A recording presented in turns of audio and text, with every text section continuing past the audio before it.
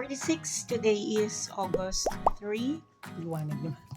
August 3 na ngayon. Alis ako. Monday.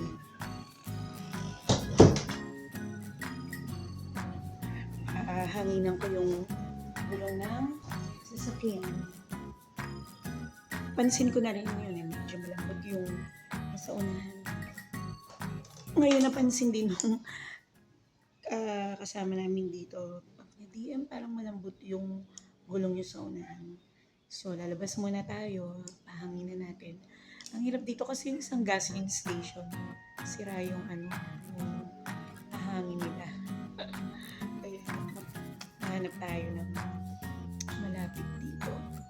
Medyo, may bagyo. Medyo madilim ang paligid. Walang internet. Ang hirap na walang internet. Hindi ka makakilos. Hindi makagalaw kasi may mga dapat akong aayusin ngayon. Hindi ko magawa. Kasi need natin ng internet. Mga bagets pumasok na. So, nakakain na rin ako. Ganap ko today, rest day. Hindi natuloy yung aming senior kasi masama ang pakiramdam ng aming pastor. So, hindi kami natuloy. Sige, balikan ko kayo mamaya, guys. Maghahanap ako ng pahanginan dito. Naalala ko, meron nga palang binigay sa akin na bag. Yung pamangkin ng taga-church, taga dito. So, pinasalubungan niya kami ng bag. Halos lahat binigyan ng bag. Ayan, body bag. Galing siya ng US, dun siya nakatira. Nagbakasyon dito. So, may bag ako. Kasi yung isa kong bag, itong malaki, sorry. Bigay pa naman ni sweetheart dito. Nasira yung napunit. Ayan o. Diba? Ganda pa naman. Pero gusto ko siyang ipaayos. Pag may budget na tayo, ipaayos natin. Ayan o. Buo pa yung zipper. Okay pa. Maganda yung tela. Pero, eto lang. Hindi ko alam kung bakit napunit to. Parang, tinamaan. Kasi dala-dala ko siya, suot-suot ko. May tumama, may sinabitan siya na yun, nagtuloy-tuloy.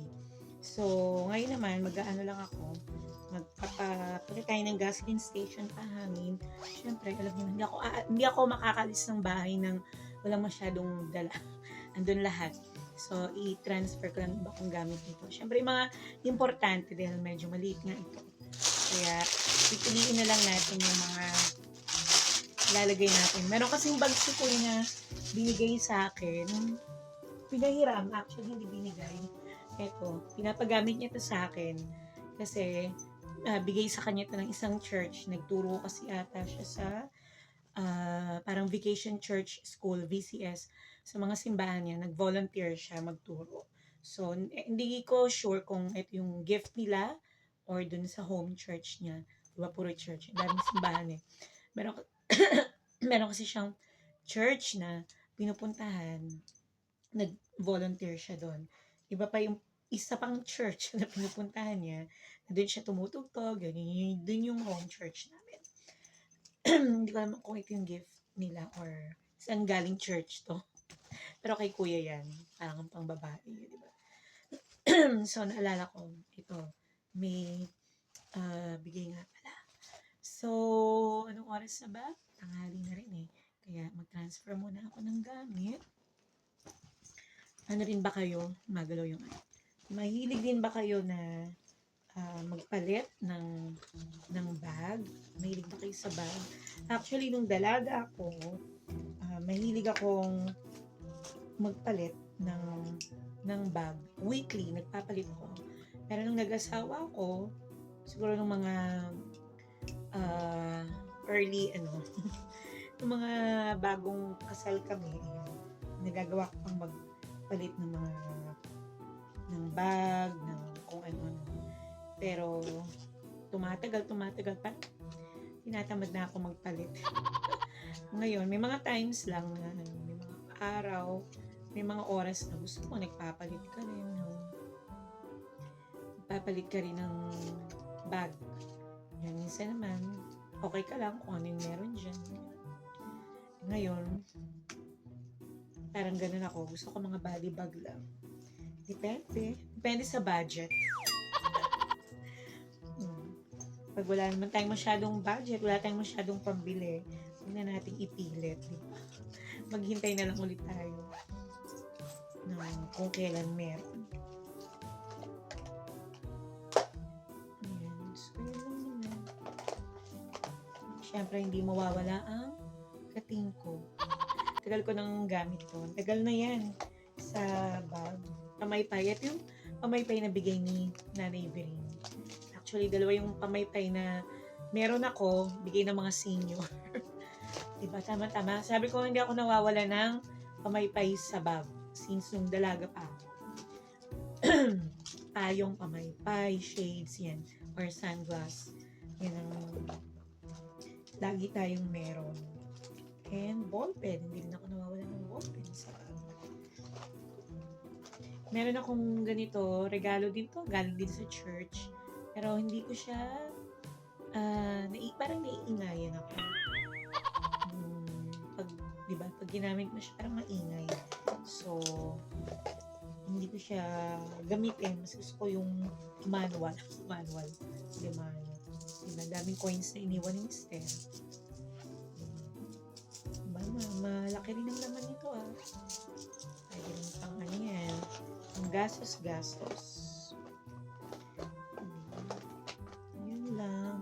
Notebook. Ano ba itong notebook na ito? Reminder, things to do. Pero, ayoko munang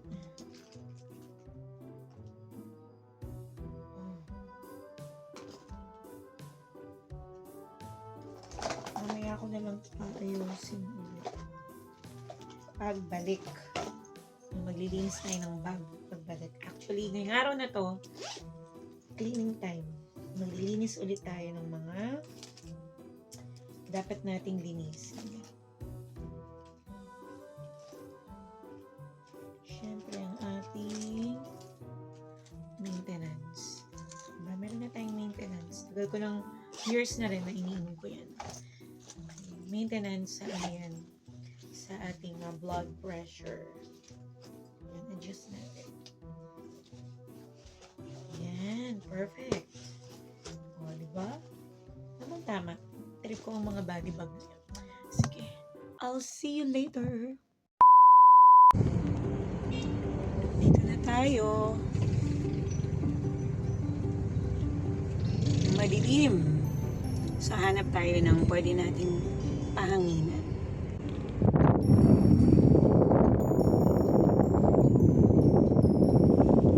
Lagpas ang Everwind. Oh, dilim doon sa dulo doon.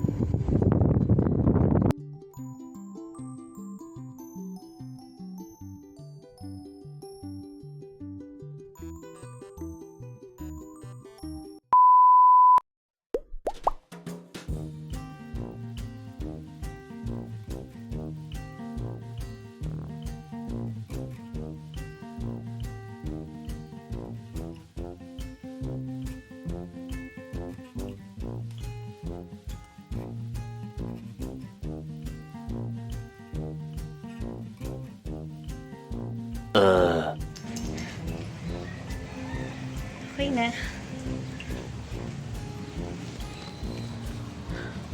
Maambon-ambon na.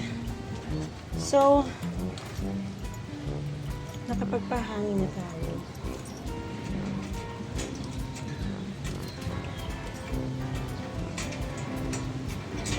I think wala pa rin internet.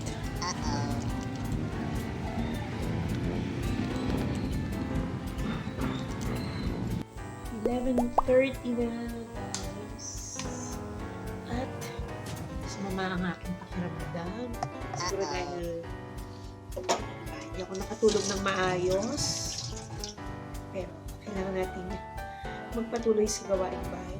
Guys, matambak na gising. So, linisin yan. Ready ako. Binit natin. kuya, maagang dumarating. Buhay na. Ang buhay ko kaya malayo ka sa kasama. Lahat ng gawain ikaw, lahat ng yung pagdidesisyon ng biglaan ikaw. Pag may sakit, ikaw din. So, kaya ngayon, not feeling well ka. So, kasi nakakalungkot. Kasi gusto mo mag-aalaga. So, may kakausap sa'yo. Pero hindi mo magawa kasi wala kang kasama dito sa bahay. Kaya, nakakalungkot lang isipin.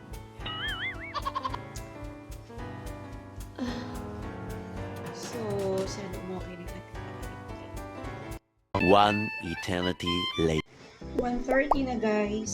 Katatapos ko lang tanghalian. Medyo nababawasan ng sakit ng ulo niya. Titimpla ako ng kape. Naalala ko meron nga pala akong kape dito sa taas.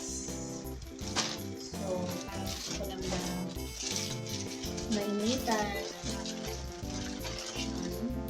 Sunbright. Dami kong chicharo. Itong chicharo na binila nung isang araw. Gusto ko lang ito.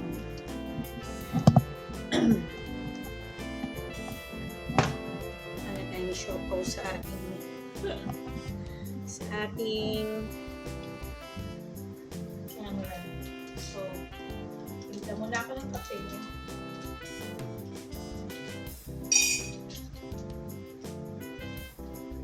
Naginit na ako ng tubig.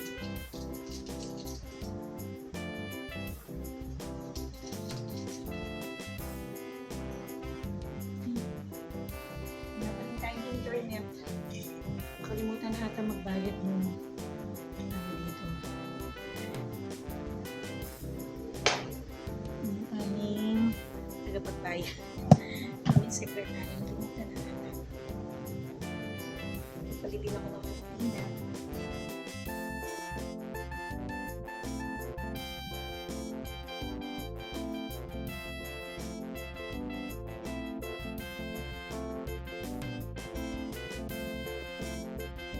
A few moments later. Galatians 6:10. Therefore, whenever we have the opportunity, we should do good to everyone, especially to those in the family of faith. It is discouraging to continue to do right and receive no word of thanks or see no tangible results. But Paul challenged the Galatians and he challenges us to keep on doing good and to trust God for the results. In due time, we will reap a harvest of blessing. Galatians 6:10. Therefore, whenever we have the opportunity, we should do good to everyone, especially to those in the family of faith. Thank you guys for your time. Thank you for watching TSM Slash. Why Nanay? See you again tomorrow for another day of vlogging.